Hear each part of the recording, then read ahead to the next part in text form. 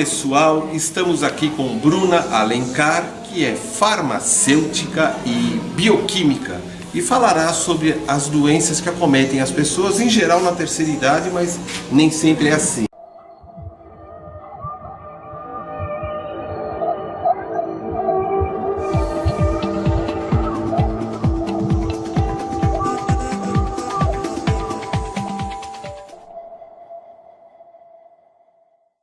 Obrigado por nos receber. Hoje eu gostaria de falar inicialmente um pouquinho sobre o Alzheimer, que é uma doença até que familiarmente está mais próximo de alguns casos que a gente tem na família e a gente acaba se querendo entender um pouco mais. O que vem a ser o Alzheimer e fala um pouquinho sobre as questões que envolvem a doença. Certo. Hoje nós temos uma população de idosos no Brasil de 15 milhões de idosos. 6% dessa população idosa, ela tem mal de Alzheimer. 6%? 6%. Nossa. É a quarta morte dos idosos nos Estados Unidos. E assim, o Alzheimer é uma doença neurodegenerativa, não tem cura e ainda não há um consenso dos cientistas sobre a causa dessa doença. Tá brincando? Olha. Muitos estudos, mas ainda eles não entraram num consenso para saber qual que é a verdadeira causa do Alzheimer. É uma doença muito difícil para os familiares e muitas vezes diagnosticada tardiamente. Eu percebi isso. Exatamente. Então, assim, os próprios familiares, eles têm um pouco de dificuldade de entender como que começa a doença. Então, a doença, ela é uma doença evolutiva. Começa com pequenos esquecimentos e isso vai se agravando cada vez mais. Mas assim, existem fatores, por exemplo, genéticos, alimentação, como é que... e quais são os indícios que devem fazer com que a pessoa se preocupe que há alguém em potencial dentro de sua casa nessa situação? Hoje os cientistas eles dizem que é uma doença genética, porém eles ainda não sabem qual é o verdadeiro fator que vem a ser o causador disso. Hoje eles sabem que tem um aumento de uma proteína ao redor desses neurônios que formam algumas placas e essas placas elas dificultam a conexão entre as células.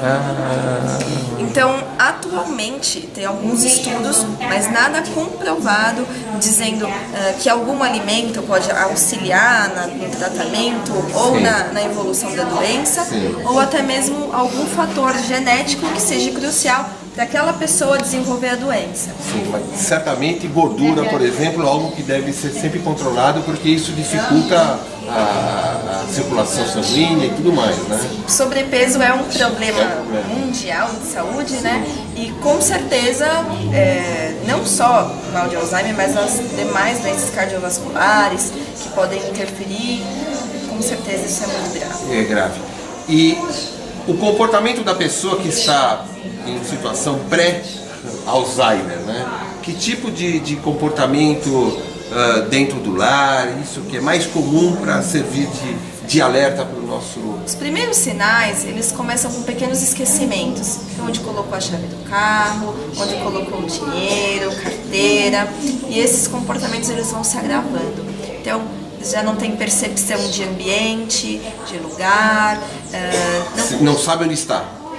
Sabe onde está, tem pequenos lapsos de memória. Então, no começo, o paciente ele consegue enganar até as pessoas próximas a ele. Puxa. Então, assim, eu esqueci de comer, não comi ainda. Não, você comeu. Não comi, é verdade, esqueci, tô com a cabeça onde. Então, eles também, no início, conseguem perceber que tem algo de errado. Sim.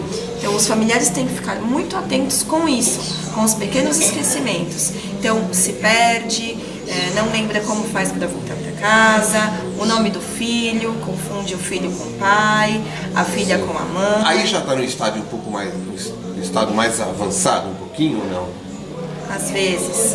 O estágio mais avançado que a gente diz são aqueles estágios onde o paciente já não tem a capacidade de fazer as atividades cotidianas, se alimentar sozinho, higiene pessoal sozinho, mas muitas vezes os pacientes moram sozinhos e esquecem, por exemplo, de desligar o fone. Eles ainda conseguem fazer algumas atividades do cotidiano, mas não conseguem ter a percepção de fazê-las corretamente. Bom, nesse caso, se a gente percebe que o nosso parente tal está vivendo essa situação, que tipo de médico deve ser procurado? Qual é o primeiro passo para atender essa Então, o necessidade? primeiro passo é procurar um neurologista. Esse neurologista ele vai pedir alguns exames sanguíneos e de imagem que vão diagnosticar o Alzheimer, especificamente uma tomografia. Tá. Você tem uma residência, por sinal, belíssima. Quero ver até se eu já deixo o meu cadastro aqui, porque se precisar de alguma coisa, a gente... Eu estou aqui para fazer amizade com você. Tá. Então, assim, você tem uma casa de repouso, né, que atende esse tipo de pacientes. Me chama a atenção uma coisa interessante. Vocês procuram manter a pessoa conectada com aquela realidade do passado, né? Eu reparo que quando vocês vão dar um medicamento, vocês falam o nome da pessoa. Ela já não está mais desligada? Precisa manter essa proximidade, essa conexão? A gente fala assim, é o carinho. Por mais que o paciente ele não lembre do que está acontecendo, não tenha percepção de onde está e com quem está falando, isso é primordial. Sim. Porque ele se sente respeitado e com carinho, porque ele ainda tem percepção disso, de amor. E é isso que a gente preza muito aqui. É interessante, né? Quer dizer, e eu reparei isso, né?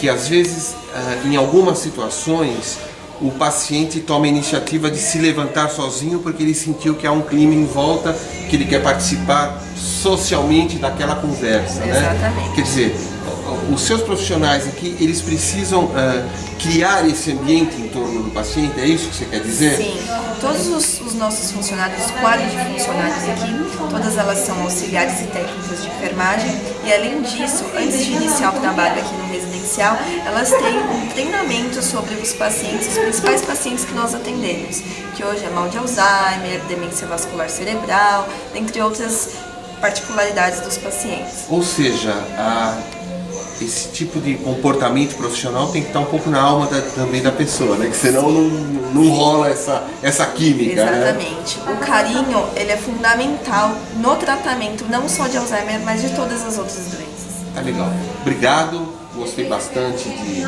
entender essa questão que envolve um mal que no Brasil hoje ganha proporções alarmantes, né? Tá bom. A gente volta daqui a pouquinho para falar de outros temas correlatos às doenças que acometem as pessoas próximas à terceira idade. Até já.